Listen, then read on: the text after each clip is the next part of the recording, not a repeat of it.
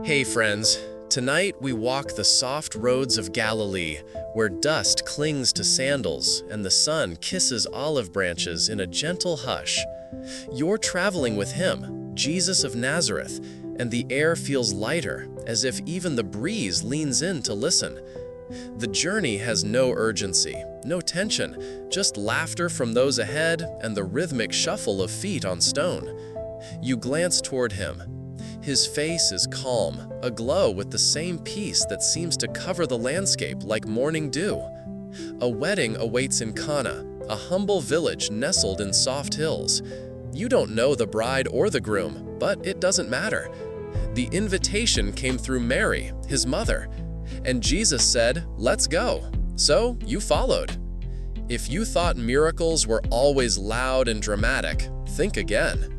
So, before you get comfortable, take a moment to like the video and subscribe, but only if you genuinely enjoy what I do here. And hey, drop a comment with where you're listening from and what time it is there. I'd love to know. Now, dim the lights, maybe turn on a fan for that soft background hum, and let's ease into tonight's journey together. The town rises gently before you. Modest homes with stone walls, draped fabric fluttering at the windows, and bursts of jasmine in full bloom. Laughter spills from a courtyard. A wedding is in full swing. You passed under an archway strung with olive branches and clay lanterns, the scent of wine and roasted herbs drifting past. Music hums low, inviting. Children dart past your legs, chasing each other with olive leaves in their hair. You feel the ground settle beneath you as you step into the celebration. No one stops to ask who you are. There is always room at a Galilean wedding. Jesus walks in quietly, not drawing attention. He smiles, not in ceremony, but in true delight. You notice Mary already speaking with someone, a neighbor perhaps. Her expression open, welcoming. Her eyes sparkle with the joy of watching others rejoice. The feast is simple, but full. Baskets of figs and dates, clay platters of warm flatbread, lamb sweetened with honey and garlic. You taste, you savor, and more than that, you watch. Jesus doesn't speak much. He sits among the guests, listens to stories, nods gently. A child tugs at his sleeve. He leans in with the full attention of someone to whom every moment matters. Somehow, the joy feels deeper near him. You notice the laughter grows softer but more true. The music doesn't rush, but sways, like a lullaby. And then, a murmur. It's faint. Two women exchange a glance. A man with worried eyes steps into the back. A servant rushes past you. You wouldn't have noticed if you weren't watching closely.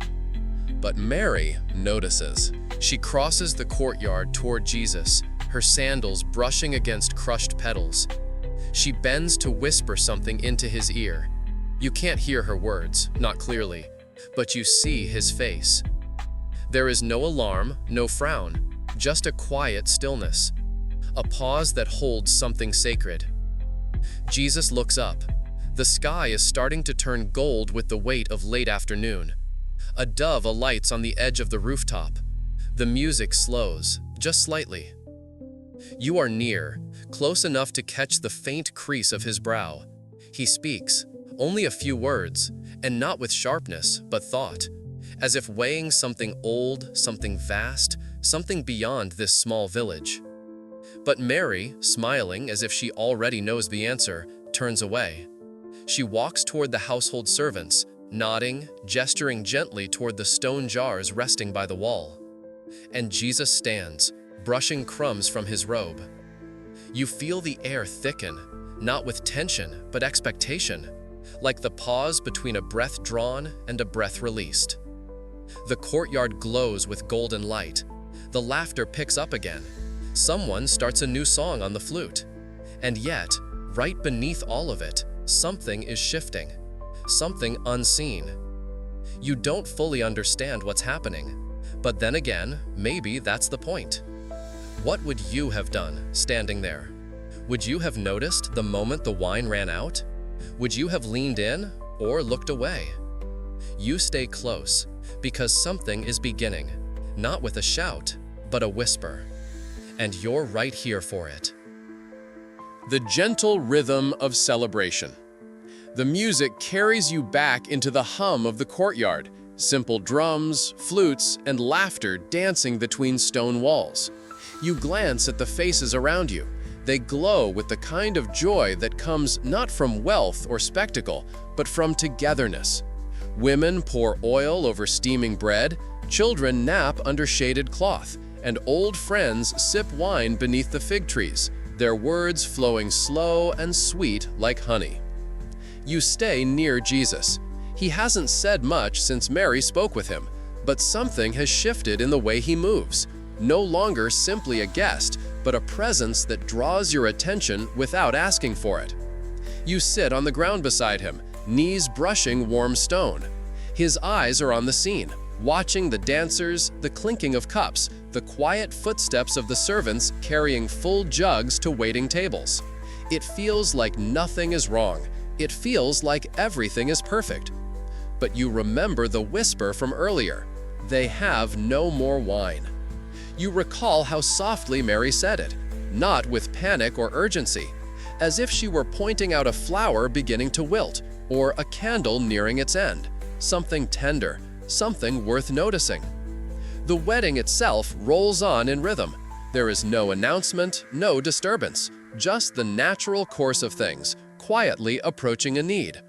And maybe that's why it's so beautiful, because the miracle doesn't come to correct chaos. It comes to protect joy. Jesus watches, not passively, but with intention, as though he is seeing more than you can. His gaze lingers not just on people, but through them into their hearts. You wonder what he sees: regret, gratitude, a longing to be known? He turns slightly and looks at the servants. They're standing by the edge of the feast next to 6 large stone jars, each one nearly as tall as your shoulder. You hadn't noticed them before, tucked behind a curtain of flowering vines. You wonder, how long have they been there, waiting? The jars were used for ceremonial washing, purification before a sacred meal. And now they stand empty. Not by accident, you sense, but as if they were waiting for this moment too. Jesus walks toward them, and you follow, careful not to disturb the feast around you. The air here is cooler, more shaded. A breeze moves through the vines, carrying the scent of jasmine and crushed thyme. He speaks to the servants, not loudly, not with command, but with clarity. Simple words, like pebbles placed gently into still water. Fill the jars with water. That's all. You watch the servants look at one another. No question is asked aloud. They just move. You trail beside them to the well at the back of the house.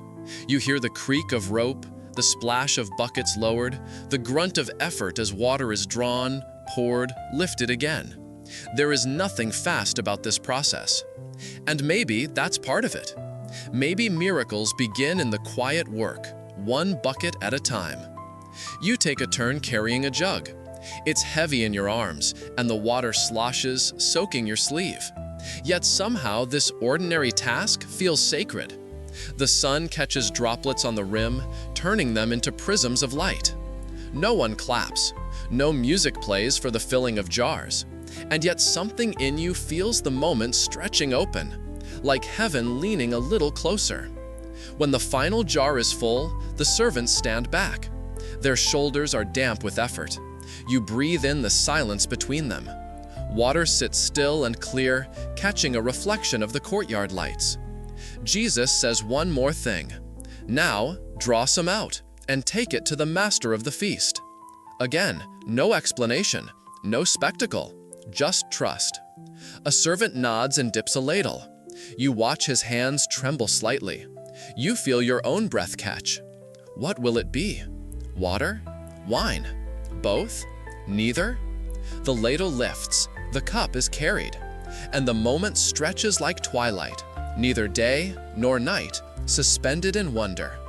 You do not rush after them. Instead, you stay by the jars. You place your hand on one.